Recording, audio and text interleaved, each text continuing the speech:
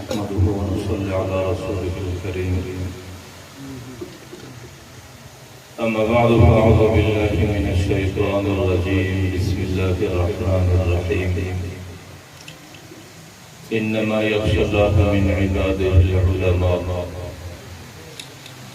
وعن عمرو بن عوف المزني رضي الله تعالى عنه قال قال رسول الله صلى الله عليه وسلم: اتقوا زلة العالم ولا تقطعوا وانتظروا فيئته، أو كما قال عليه الصلاة والسلام: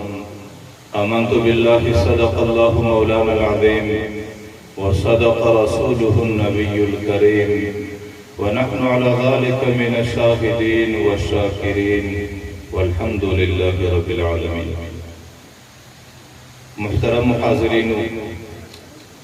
ستاسو د کلیو علاقې په جامعه او مدرسه کې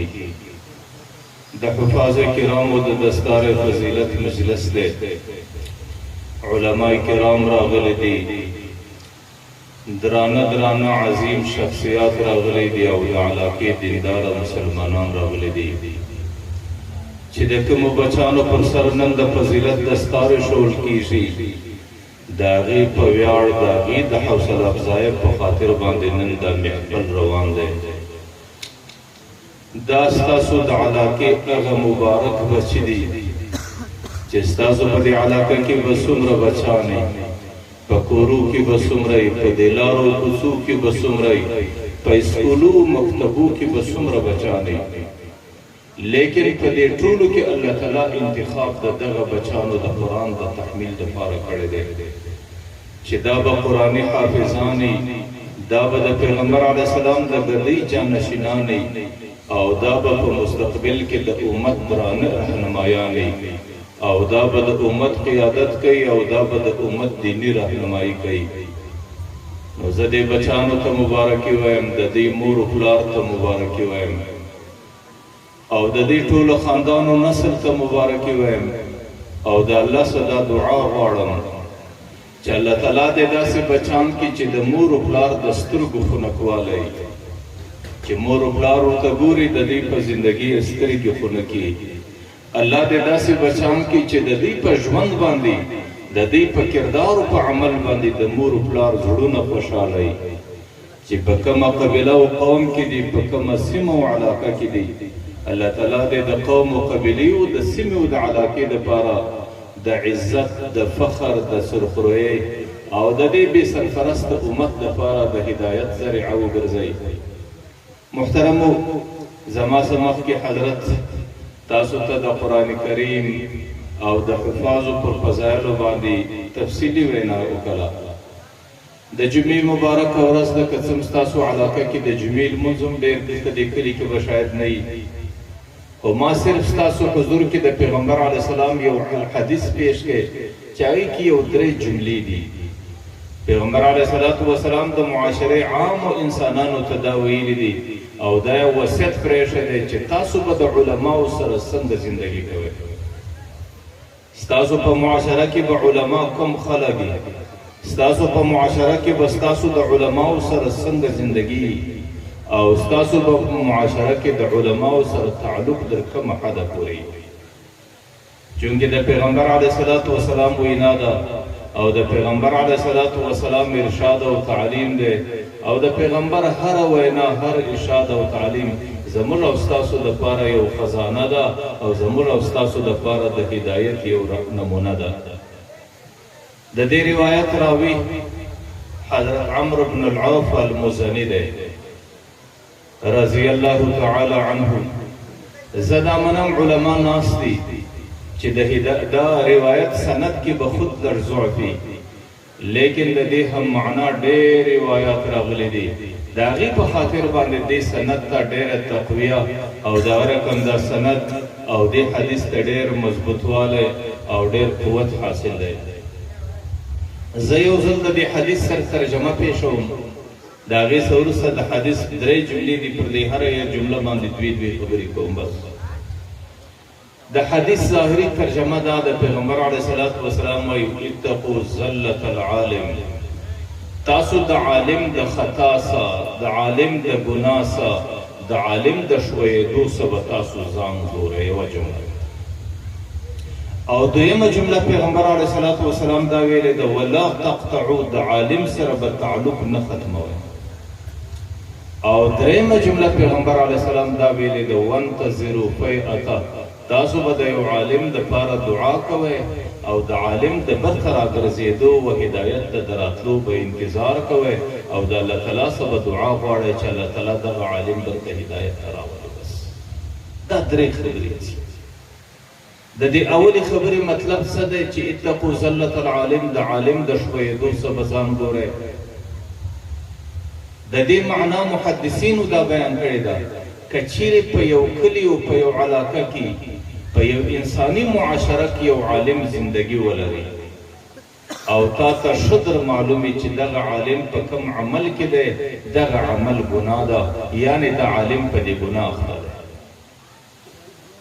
د هغې دغه عمل ګناه ده د هغې دغه کړنه ګناه ده او د هغې دغه زندگی په ګناه کې روانه ده نو پیغمبر علیه الصلاة وسلام وایي د عالم د ګناه څخه به ځان ګورې د دې معنا ده چې په دغه ګناه باندې به ته ځان نه اخته کوې د دې ګناه څخه به ځان ګورې یعنې د دې عالم عمل به د ځان دپاره د ګناه جواز او د جواز دلیل نه ګرځي چې دا عالم دا ګناه کوي نو ما ته هم جایز ده او دا عالم په دې ګناه کې راغلی دی نو زه دې په دې ګناه کې راسم او چې دا عالم په دې ګناه باندې اخته دی شاید دا ګناه نو سپکه ده نو ما ته دې هم سپکه سي. نو پیغمبر علیه الصلاة وسلام وایي واتقوا زلة العالم د عالم د ځان د ګناه څخه به ځان ګورې او چې کوم عالم دې په ګناه باندې اخته ولیدی هغه ګناه به ځان ته جایز نه ګرځئ او هغه عالم د عالم عمل به د ځان دپاره د دې ګناه د جواز دلیل نه ګرځئ. دا ګناه تا ته نه جایز کیږي دا ګناه تا ته نه روا کیږي او دا ګناه په هیڅ شکل ستا دپاره جواز او روایت نشي پیدا کولی. دې جمله کې پیغمبر علیه الصلاة وسلام د بعضې خلکو یو ډېره لویه غلط فهمي د هغې ازاله او جواب یې وکړی. کله کله زموږ او ستاسو معاشره ده چې یو چا ته ووایه سړی دا عمل ګناه ده دا عمل باندې مه اخته کېږه او دا عمل ناروا دی او دا عمل د الله ناراضګي ده او په دې باندې د الله نافرماني راځي الله درسه ناراضه کېږي د دې عمله ځان وګوره. چې زموږ معاشره کې کله چاته دا ووایه نو بجایه د دې چې ستا خبره واوري بجایه د دې چې ستا خبره ته غوږ ونسي بجایه د دې چې ستا د خبرې په ذریعه د ګناه سره وګرځي نو هغوی دستي څه درته وایي وایي مولوي صاحب پلانکی مولوي صاحب پېژنې که نه پېژنې ته به ووایه پېژنم. دویمه پوښتنه به در څه کړي چې دغه مولوي صاحب کشر سړی دی مشر عالم دی که کشر عالم دی ته به ورته وایه چې هو دا مشر عالم دی. بره به درېیم ځل دستي درته وایي چې مولوي صاحب په خپلو سترګو مې لیدلی دی چې دغه ګناه ده. نو د دې معنا دا چې هغه عالم یې کوي او ما په دې ګناه باندې لیدلی دی او دی په دې ګناه باندې اخته دی دی کوشش دا کوي چې دغه عالم عمل او په دې ګناه اخته کېدل د ځان دپاره د ګناه د جواز دلیل وګرځوي. نو د دغه دلیل ردېدل د دغه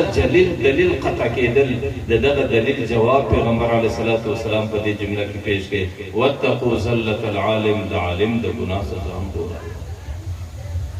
د عالم په کړنه باندې د عالم په ګناه کولو باندې تا ته ګناه نه روا کېږي ځکه د یو عالم عمل نه دی معتبر چې د هغې عمل به خامخا په کوم شکل وي که چیرې د هغې علم او عمل په صحیح طریقه و ستا دپاره قابل تقلید دی ته به هم زندګي په هغه عمل کې تېروې لیکن که چیرې خدا نخواسته د عالم عمل د لارې څخه اوښتی و او هغوی د نافرمانۍ عمل و بیا تا ته پر چا باندې خبره وکړه چې بس ته به په دې نافرماني کې هم د عالم خامخا اطاعت کوې. دا خو ښکاره خبره ده که چیرې عالم د هلاکت پر لار باندې روان دی د هلاکت پر لار نه ورسره ځي. که عالم یو کنده ته ځان اچي ته کنده ته ځان نه اچوي که عالم یو دریاب ته غوټه کېږي دریاب ته ځان نه ورسره غوټه کوي بیا چا پر غوږ باندې درکړه چې کله عالم په یو ګناه باندې اخته دی ته دستي په ګناه ځان اخته کوي او د هغه عالم عمل د ځان دپاره د جواز دلیل ګرځي. ګورئ دا د شریعت مسله ده چې کوم عالم مستند عالم وي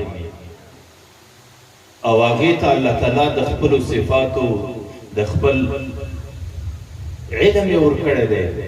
د هغې دا قول معتبر دی عمل یې نه دی معتبر چې کله د دی په یو ګناه باندې اخته ولیدی دستي پوښتنه چې وکړه مولوي صاحب پلانکۍ ګناه روا ده که ناروا ده دی به ضرور دا درته وایي چې ناروا ده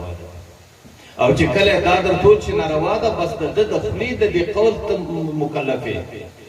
او که دی په خپله په دې ګناه باندې اخته دی د ده سره الله تعالی په خپله حساب کوي الله تعالی د ده څه پوښتنه کوي الله تعالی د ده حساب و کتاب باندې دی راګرځوي او الله تعالی د دې عمل سزا و درته ورکوي د هغې په خاطر به ځان په ګناه کې نه اخته کوې بلکې ته به خپل ځان د هغې ګناه څه ګورې د هغې عالم په خاطر به و ګناه ته نه ورنږدې کېږې نو یوه خبره پیغمبر علیه السلام دا کړې ده واتقوا زلة العالم دویمه جمله پیغمبر علیه السلام امت ته دا بیانوي ولا تقطعوا د عالم سره به تعلق نه کاټئ خلکو ډېره درنه خبره ده نن زموږ معاشره د بعضې خلک عوام خلک یې کله د دین سره لږ تعلق پیدا کړي یا د تبلیغ په شکل یا د تصوف په شکل یا په یو بله لار بره دی دینداره سي د دین جذبات یې ورکړي او چې کله د دین جذبات واخلي بره د یو عالمو د علماو سره ډېر تعلق پیدا سي لیکن کله کله د بده مرغه د یو عالم سره لږ کمزوری عمل وویني بره دستي د ده عقیده خرابه سي او چې کله اعتقاد خراب سلو بره دغه عالم سره تعلق کاټ کړي او لار ځینې جلا کړي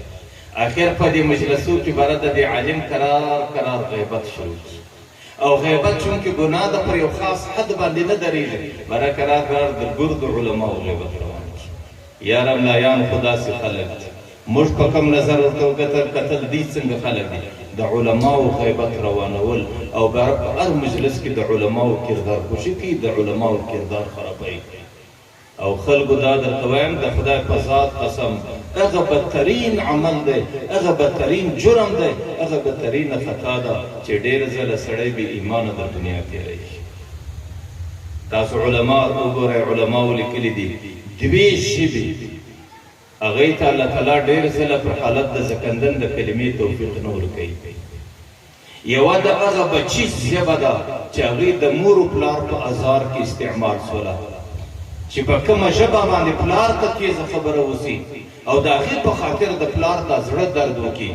او په کومه ژبه باندې مور ته تیزه خبره وسي چې د کومې سینې څه د دې مور شیدې راودلې دي په خدای قسم د مور هغه سینه درد کوي چې کوم بچی دی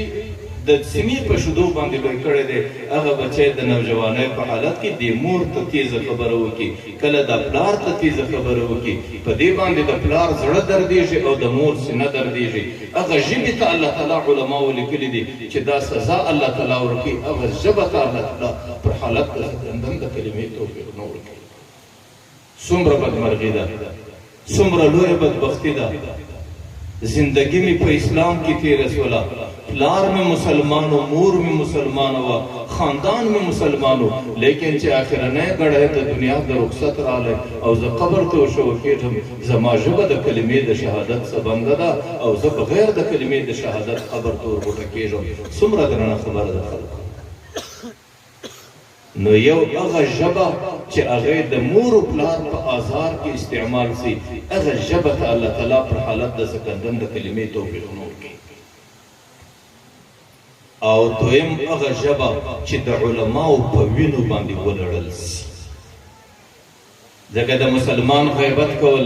د عالم کردار خرابول او د عالم پر زندگی باندې غلطی خبرې تړل او پر هغې باندې بهتان تړل او غیبت کول دا داسې دی لکه د هغه عالم غوښه چې ته خورې او د عالم غوښه څه ده پیغمبر علیه السلام حدیث مبارک دی لحوم العلماء مسمومه د علماو غوښه ډېره زهرېله ده خلکو که د عامو خلکو غیبت وکړئ که پر عامو خلکو باندې بهتان ووایاست که د عامو خلکو په مجلسو کې کردار خراب کړئ بیا دا دومره ټیک ده د هغې غوښه دې وخوړله لیکن دا غوښه دومره زهرېله نه ده د عالم غوښه د عالم غیبت د عالم کردار خرابول او د عالم په مجلسو کې بهتان تړل دا هغه بدترین مرض دی او د علماو غوښه او وینه دا هغه غوښه او وینه ده چې دا دومره زهریله ده. پیغمبر علیه السلام حدیث دی لحوم العلماء مسمومه چې د هغې د زهرو اثر په قبر کې نه دی او هغې د زهرو اثر په دنیا کې هم راپورته کېږي. او په دنیا کې د هغې اثر دا دی چې کومه ژبه د عالم په غوښو په وینو لړل سوي هغه ژبې سه الله تعالی پر حالت د زکندن د کلمې د ویلو توفیق ختموي. پر هغه ژبه باندې په حالت د زکندن د شهادت د کلمې اجرا نه راځي. پر هغه ژبه باندې الله تعالی د حالت د زکندن د کلمه د شهادت نه جاری کوي. ځکه پیغمبر علیه السلام حدیث دی ولا تقطعوا دویم وصیت د پیغمبر علیه السلام دا دی چې د علماو سره به سړی تعلق نه کاټوي. په معمولي بدګماني باندې په معمولي خپله جذباتي او په معمولي فکر و سوچ باندې او په معمولي غلطي باندې او په معمولي خپله ناپوهي باندې بیا د علماو غیبت کول، بیا د علماو کردار خرابول او بیا په دې معاشره کې عوام د علماو څخه بدګمانه کول، دا د انسان دپاره هغه بدبختي ده او دا هغه کمبختي ده چې د انسان د ټولې زندګۍ لویه تباهي دغه ده چې د هغې په خاطر سړی ډېر ځله بغیر د کلمې د شهادت د دنیا ګرځي. خلکو علما څوک دي؟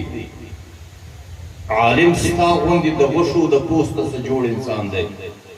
چا درته وویل چې دا د اسمانه نوراني فرشتې دي چې راچول شوي دي؟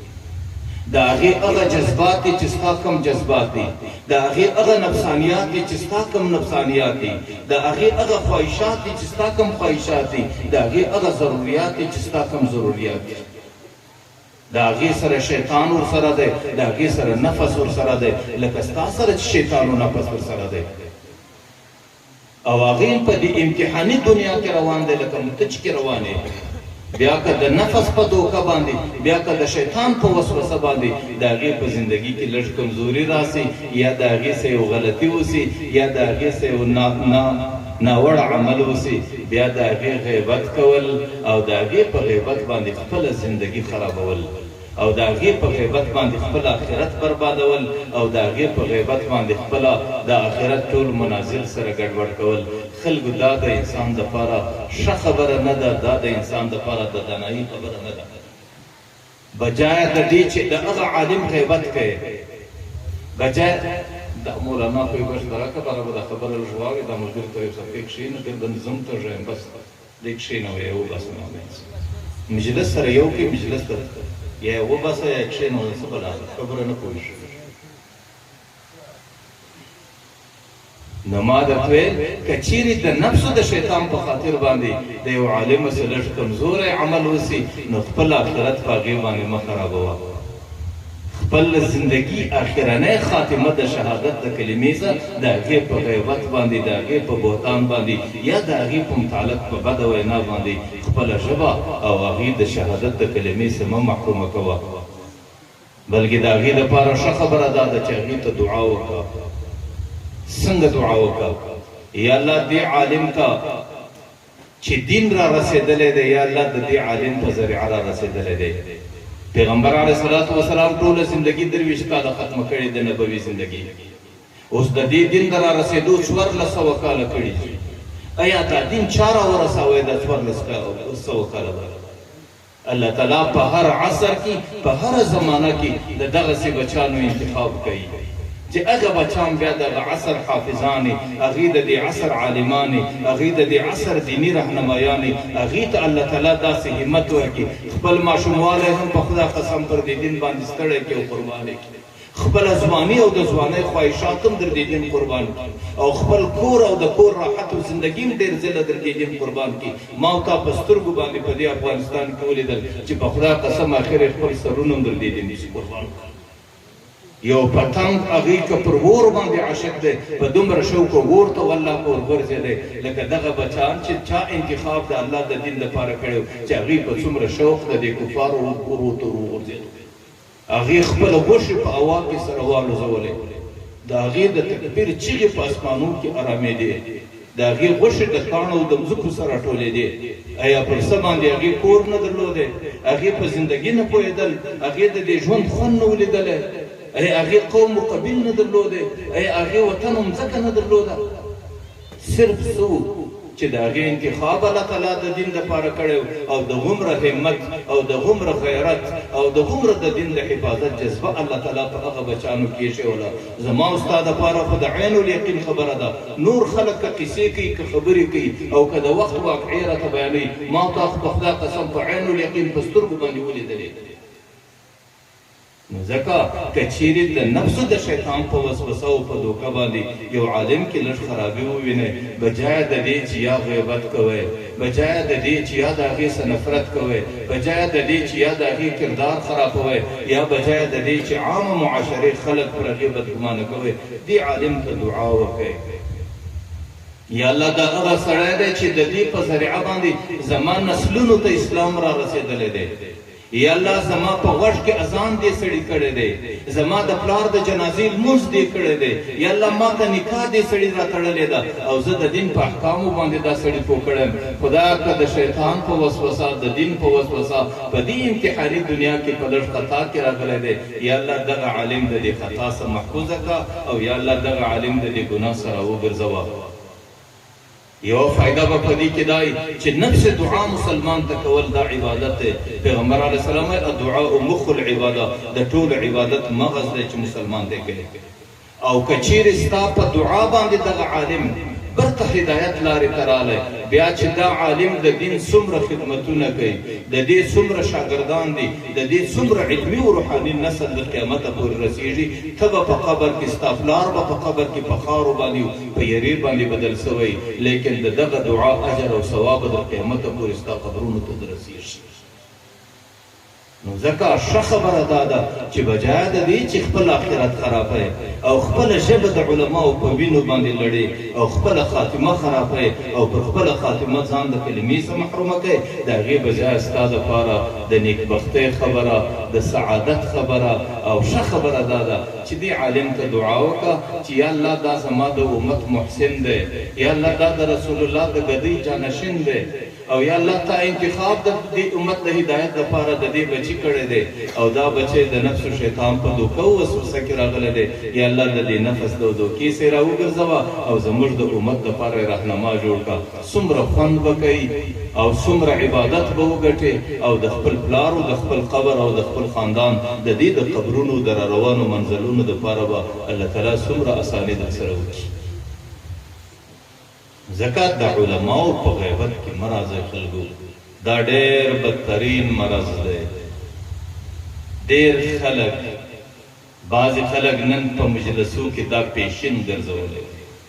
چې دی کله مجلس تازه کوي چې دی کله مجلس د فن پر مجلس باندې اخلي او چې دی کله مجلس د خلکو په زینو کې کلک ټینګوي د هغې دپاره واحد لاره دی دا بولي چې د علماو د بزرګانو د صوفیانو د نیکو انسانانو غیبت او بهتان او کردار خرابي مجلس ته راشوه او دې کې دا اوس د مجلسونو خلکو یې پیشن ګرځولی دی او خلکو دې کې دوه رقمه خلک راغلي دي یو هغه خلک دي چې هغوی د اوله څه د علماو د نیکانو خلکو په دښمني کې روان دي د هغې مقصد اقتدار دی د هغې مقصد د دې معاشرې د قیادت واګې لاس ته رسول دي او د هغې مقصد دغه معاشره په خپل ځان پسې کول دي هغوی د اوله سره څه په دې مرض کې روان دي ځکه د هغې عقیده دا ده چې تر څو پورې د دغه معاشرې د عوامو سره رابطه ورکاټ نه کړې تر هغې وخته پورې دغه معاشره زما په ګوتو نه راځي ځکه عوام څوک دي د عوامو مثال د ګلي او د رمې دی د دې ګلې شپنیان څوک دي علما شپانیان دي او دا درندګان او لیوان ورته رالو اوس لیوه دا کوشش کوي چې دا رمه خپل لاس باندې واخلي نو هغې به اول کوشش دا کوي چې د شپانه سره د رمې تعلق ختم او چې کله د شپانه سره د رمې تعلق ختم کړي بیا رمه د ده پر رحم و کرم ده بیا چې دی رمې ته ور ورسېدی بیا به یوه دانه خوري 10 دانې به پر ملا ماتوي د دې سراغ خلکو ته د پسو خلکو ته دا ور معلومیږي حضرت مفتي شفیع رحمه الله لیکلي دي چې د دې رمې د دې معاشرې د رمې علما شپنیان دي او دغه خلک دا لیوان او درندگان دي او دې رمې ته ګوتې رسوي نو تر هغه وخته پورې دا رمې ته ګوتې نسي رسولی چې تر څو پورې دا رمه د علماو څه بدګمانه نه کړي او د دې شپنیانو د لاسه ونه کاږي خلکو د هغې څه ګیله نسو کولی ولې نشي کولی ځکه دا د ازل روانه ده دا دښمني به در ابده پورې روانه وي د هغې متعلق خو هغه شاعر ډېر شوی زور بازو از ما شکوه نه کر سیاد سی د هغې په مقابل کې د بازي زور کوه هغه ښکاري دی د ښکاري څه ګیله مه کوه آج تک کوئی کفس نہیں ټوټا فریاد سے مرغۍ چې هر څومره زاریو ژړا وکړي مرغۍ ته په زاریو په ژړا باندې قفس نه ماتېږي نو د هغې په مقابل کې خو به د بازو زور کوي هغې ستا په زاریو باندې هغې ستا په عاجزي باندې هغې ستا په کمزوري باندې دلسوزي نه لري د هغې زړه د درنده دی د هغې زړه د لیوه دی د لیوه د درنده په پسه باندې یوه زره زړه نه سوځي نو د هغې څه سړی ګیله نسي کولی خلک بعضې دینداره خلک نن په دا مرض کې راغلي دي حاجان خلک صوفیان خلک او دیندار خلک او د معاشرې درانه خلک او بعضې بیا د دیني طبقاتو سره تعلق لرونکي خلک هغې هم په دې مرض کې راغلي دي یګله سره کښېني د علماو زموږ د کلي مولي صاحب دا رقم دی او زموږ د کلي مولي صاحب دا وایي او زموږ د کلي مولي صاحب دا کوي او زموږ د ده بس بل مرض نشته د ده په ذهن کې د کلي مولي صاحب زه کله کله دې دینداره خلکو ته وایم ورته خلکو دین صرف د فضایلو نوم نه دی چې تا یو څو فضایل زده کړي دي او د هغې په خاطر ته بیا پر یو عالم باندې ځان نه ورکوې او په خپلو مجلسو کې د علماو غیبتونه کوي دین د څو فضایلو سره کار نه لري دین عقاید دی دین عبادات دی دین معاملات دی دین معاشرت دی او دین اخلاق دی زه صرف د دغه خلکو څخه چې صرف په دې فضایلو باندې روږد خلک دي زه به دا پوښتنه دې وکړم چې خلکو یو سړي سودا وکړه زه کله ورته هم دا باطله ده کله ورته هم دا فاسده ده ته ما ته د باطلې او د فاسدې په مابین کې فرق وکړه چې بیع باطله کمه ده بیع فاسده کمه ده نو ځکه د خدای په خاطر باندې د علماو متعلق خلک مه بدګمانه کوئ او دا معاشره د علماو د لاسه مه کاږئ او د دې خلکو پر دماغ باندې د علماو نفرت مه اچوئ که چیرې د علماو څخه تاسو نفرت وکئ بیا به تا ته دغه د دین مسلې بیا به تا ته د عقایدو مسلې بیا به تاسو ته د فقهاو مسلې او بیا به تاسو ته درنې فیصلې دا به شیطان درکوي که به څوک درکوي چې کله دې د عالم څه اعتماد ختم کړي او معاشره دین پر عالم باندې بدګمانه کړه بیا به دغه مسلې ورته ته څوک درکوي بیا به په عقیده باندې کوم نصیبه تاسو وکړئ بیا به په بیع باطل او بیع فاسده باندې څوک وکړئ بیا به په حواله او په کفاله باندې څوک وکړئ بیا به په رهن باندې څوک وکړئ او بیا به د بیوع په شرایطو باندې څوک وکړئ نو ځکه علما دا د دین امنا دي دا د دین امنان خلک دي نو پیغمبر علیه الصلاة والسلام امت ته دا هدایت کوي ولا تقطعوا د علماو سره به تعلق نه کاټوئ که چیرې یو عالم ستا په دماغ کې دا درلی چې دا پر شکل لار باندې ولاړی وانتظروا فیعته د هغې ته دعا وکړه او کوشش دا وکړه چې هغې د دې دعا په ذریعه باندې د بېلارۍ سره وګرځي د دین لار ته راورسېږي الله یې د بې هدایتۍ څخه د هدایت پر لار باندې برابر کړي بیا چې د دې عالم څخه څومره د دین خدمت د لاسه وځي الله تعالی به ستا نسلونه او ستا د قیمت پورې ټول منزلونه الله به په دې درته روښانه کړي پیغمبر علیه الصلاة والسلام حدیث مبارک دی سیاتی علی امتی زمان زما پر امت باندې یو زمانه را روانه ده د پیغمبر قول صادق قول دی یفرون من العلماء خلق به زندگی داسې تیری چې خلق به د علماو څخه تښتي د علماو څخه نفرت کوي فیبتلیهم الله بثلاث بلیات الله تعالی به پر دې امت پر دې معاشرت درې تکلیفې ایږدي تاسو اوس ګورئ اولنی تکلیف بسی ان یرفع عنهم البرکه د دې معاشرې څخه الله برکت ختم کړي برکت څه ته وایي برکت دې ته نه وایي چې شی به لړ شي مال به لړ شي دولت به لړ شي نه هر څه به ډېرې لیکن چې د کم غرض دپاره مال و دولت دی چې ته به په دې سکون پیدا کړې راحت به پیدا کړې مال و دولت باندې به دې بینګونه ډکي لیکن ستا به سهار و ماښام د زویه سره جنګ په مال و دولت به دې بینګونه ډکي لیکن ستا به پر هر پنډله باندې د تربره په مقابل کې توپک خلاص کړي په مال و دولت به دې کورونه ډکي لیکن ستا به هر ماښام په برج کې پیرداري کوي چې مدیان را باندې رانشي ایا دغه مال و دولت تا ته څه ګټه وکړه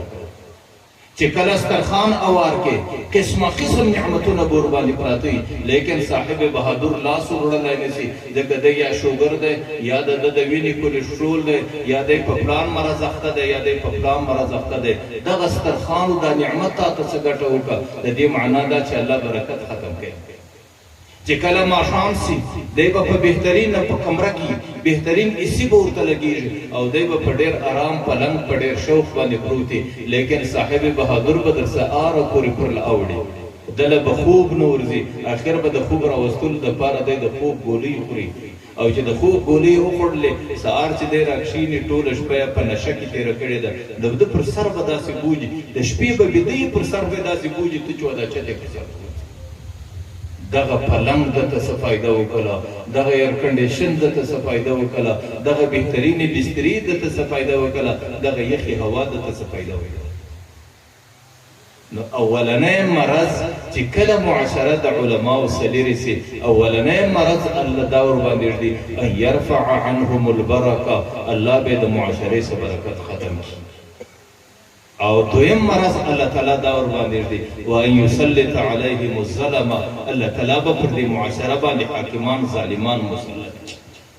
بیا به د وزیر اعظم څه ونیسي ستاسو در ډي سي او در اي سي پورې هغې به ټول په دې باندې پسې چې څنګه ستا وینه وزبېښم څنګه ستا د بچي د خولې څه ګوله پورته کړم او څنګه ستا پر مال باندې قبضه وکړم او څنګه ستا پر دولت باندې حمله وکړم بیا به دغه خلک پر تا باندې حاکماني او دغه خلک به پر تا باندې فیصلې کوي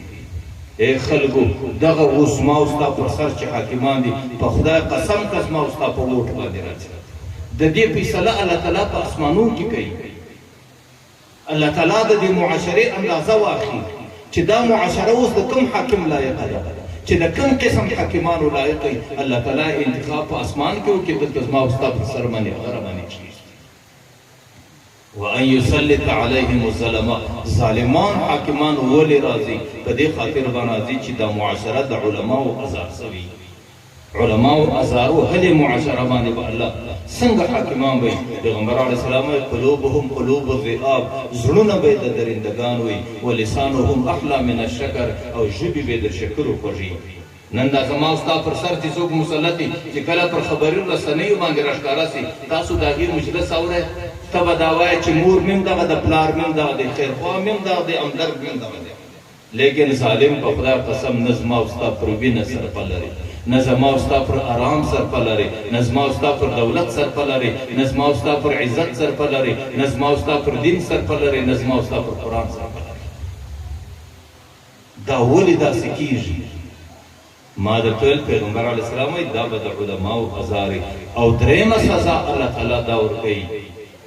وان یخرجون من الدنیا بغیر ایمان ډېر خلک چې د علماو څخه تښتي د دې مځکې څخه چې رخصتېږي د قبر تور شوه کېږي بې ایمانه به د مځکه اوسي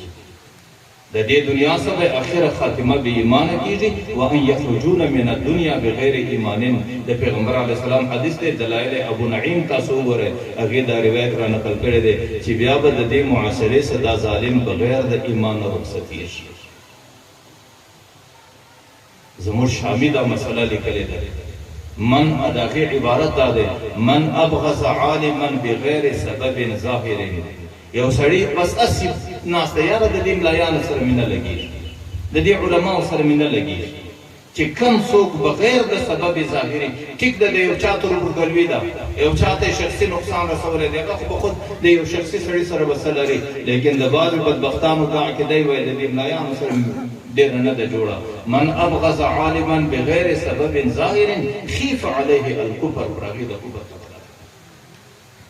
تاسو زموږ محدثین وګورئ شاه عبدالعزیز محدث دهلوي رحمه الله لیکلي دي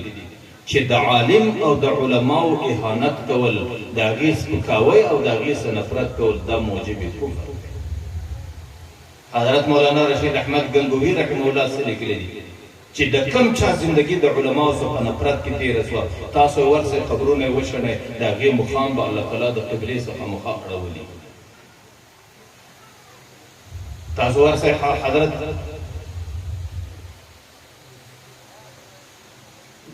چې لاهور کې کوم عالم تېر شو حضرت احمد علي لاهوري رحمه الله صاحب کشف بزرګ تاسو د هغې قول وګورئ هغه وایي خلکو چې کم چا د علماو په غیبت او په نفرت کې زندگی تیره کړه او په خدا قسم ما د هغې قبرونه په کشه کې د جهنم کندې لیدلې دي چې د هغې قبرونه نه دي د جهنم کندې دي. حضرت مولانا الیاس رحمت الله علیه چې د تبلیغیانو بانی دی هغې ته یو وخت یو څه تبلیغیان راغلو باره ورته حضرت دغه علما زموږ سره په دې کار کې مرسته نه کوي. باره دی ډېر په غوسه ولې خلکو د علماو سلاس واخلئ د علماو غیبت او بده خبره در ما پورې مه رارسوئ چې کم څوک د عالم په بدبیني او په غیبت کې زندګي تېروي زه پر هغې باندې دا بیره لرم چې د هغې خاتمه پر ایمان باندې نه کېږي. ځکه د علماو څه ډېر ځان ګورئ. تفسیر کبیر کې یو حدیث دی من اهان عالما فقد اهان العلم چې چا د عالم سپکاوی وکړي هغې د علم سپکاوی وکړي. ومن اهان العلم فقد اهان النبي چې چا د علم سپکاوی وکړي هغې د نبي سپکاوی وکړي ځکه د علم د نبي سره راغلی دی. ومن اهان النبي فقد اهان جبريل چې چا د نبي سپکاوی وکړي هغې د جبريل سپکاوی وکړي. ومن اهان جبريل فقد اهانه الله هغې د الله نعوذ بالله سپکاوی وکړي ځکه علم د هغې سرچشمه د الله ذات دی. ومن اهان الله اهانه الله یوم القیامه چې چا د الله سپکاوی وکړي الله به د قیامت په میدان کې د سخت سپکاوي سره مخامخ. نو د خدای په خاطر نه معلوم زموږ او ستاسو زندګي کې بیا لیدلي که نه خلکو دا د وسیلې څه درته وایو دا د یو ښکلي دیني فریضې څه درته وایو د خدای په ذات قسم چې وسیله و دیني فریضه مې در سره نه وي شریکه که په دنیا کې یو سړي ته خبره لرو د ډېر لرې سفرو څخه د ستړو منزلو څخه درته راغلي یو دغه یو خواست درته کوو مسلمانانو وروڼه یو چې هر څه کوئ زندګي په هر شکل تېروئ کمې پلار د عمل کوي کمې زوی د عمل کوي کمې ورور د عمل کوي د دغه عمل یې راوګرځوئ. خوله او ژبه د عالم په غیبت د دینداره په غیبت د بزرګانو په غیبت د صوفیانو په غیبت د نیکو انسانانو په غیبت باندې خپله زندګي مه خرابوئ. کمې چیرې یو عالم در دماغ چپه رالی نو هغې ته بیا دعا وکړئ. زه به په آخر کې یوه ټوکه درته وکړم به زه خپله خبره ختموم د دې متعلق چې موږ ته دعا کوئ خلک. حضرت مولانا رشید احمد گنگوی رحمه الله دیوبند کې ډېر غټ محدث زموږ حاجی عبدالغنی رحمه الله به ویل علامه ابن عابدین فقیه النفس نو لیکن مولانا رشید احمد گنگوی کتابونه چې سړی وګوري هغه سړی فقیه النفس. هغې ورځ سبق ختماوی آخري د حدیثو درس یې ورکاوی باره طالبانو راوګرځاوی باره ورته حضرت زموږ خو رخصتي ده او موږ نه معلوم چې کومو وطنو له بیا سره ولاړ شو. حضرت زموږ او ستا په مابین کې نه معلوم چې بیا دید نصیب سي که نه سي نصیب. حضرت موږ ته یو نصیحت وکړه یو خبره راته وکړه باره ده ورته ویل بچیانو زه به څه نصیحت وکړم زما مثال خو د هغه غله دی چې دلته ناست و د پیسو دپاره نور تفصیل د خبرې نه وکړي. باره شاګردانو حضرت دا کیسه به راته کوي چې یو زما مثال خو د هغه پیر دی چې کوم پیر غلا شروع کړی. باره شاګردانو تنګاوی او حضرت کیسه به پوره راته کوي بیا به مو رخصتوي. باره ټول بچیانو په یو کلي کې یو غل و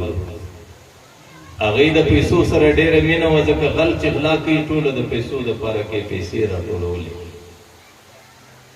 او دغه رقم په دې کلي کې یو بل سړی و هغې بیا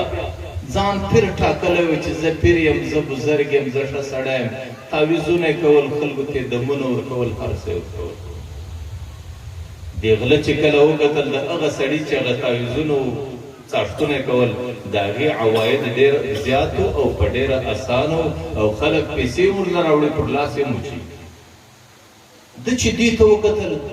چې ما باندې خو مقصوده دم پیسې دي زما هم پیسې دي زه په څومره درنه شکل ګټم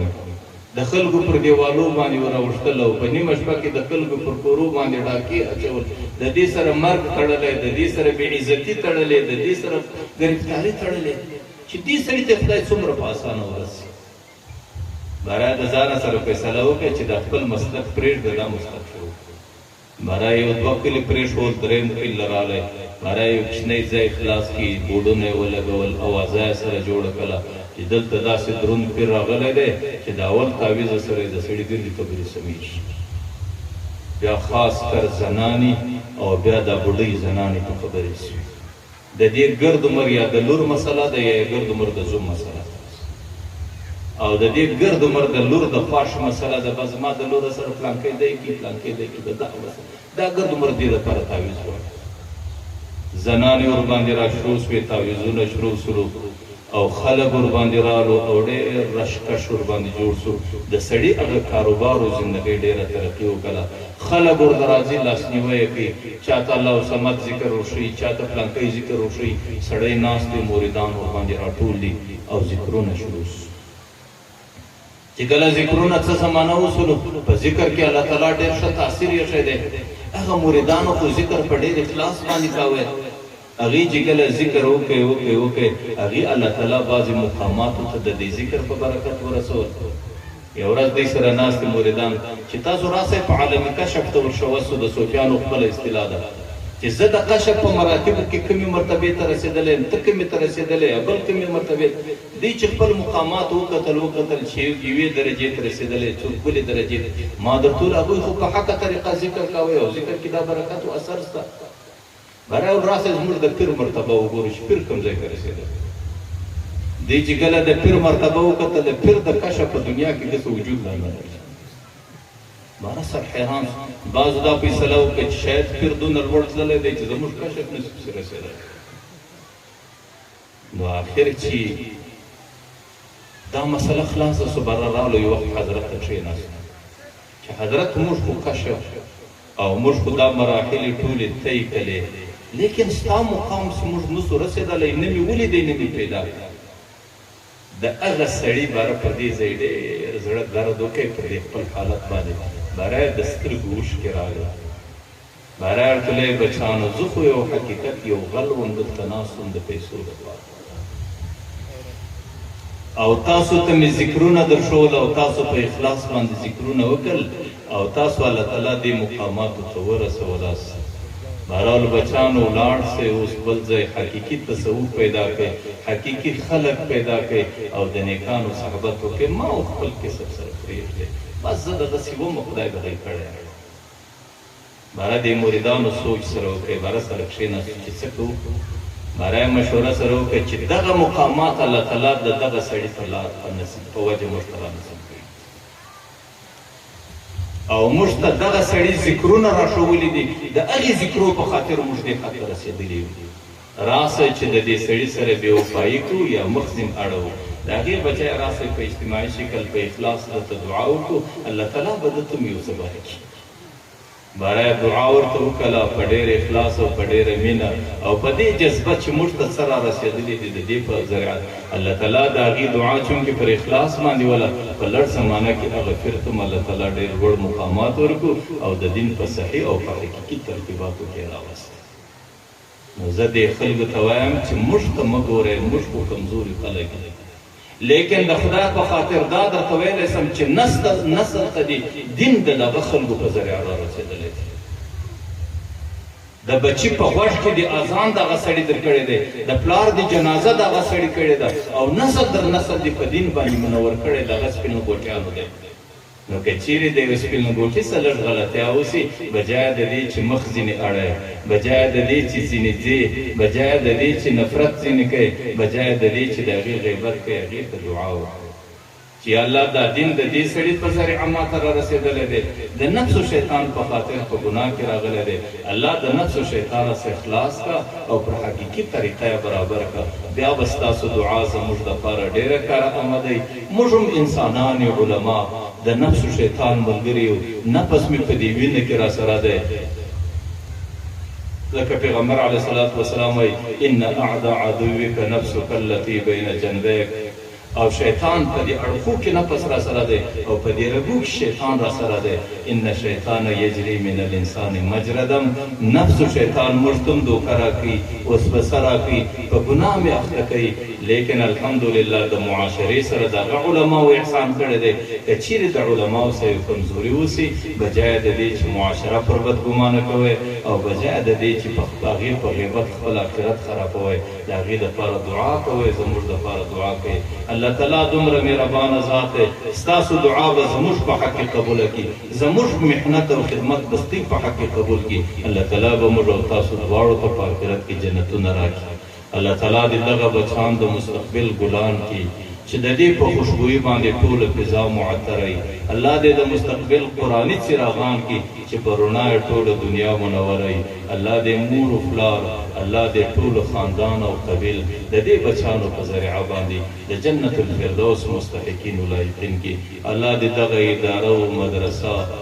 او دغه محنتونه قبول کړي چې په دغه مجلس کې څومره سره کښېنستلي یو الله تعالی دې زموږ او ستاسو د ټولو د ګناهونو مغفرت وګرځوي چې د دې مجلس څخه ولاړ سو چې یو منادي ندا وکړي چې خلکو کورونه ځئ قد یغفر لکم ستاسو دپاره مغفرت وسو الله تعالی دې دغه ندا راواستي الله دې دا څو خبرې کوونکي